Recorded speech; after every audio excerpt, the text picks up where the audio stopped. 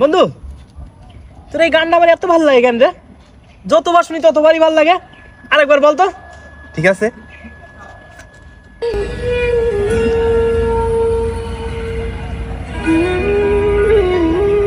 এই love you মা। সর্বপ্রথম সালাম গ্রহণ কইরো তুমি আমার মা।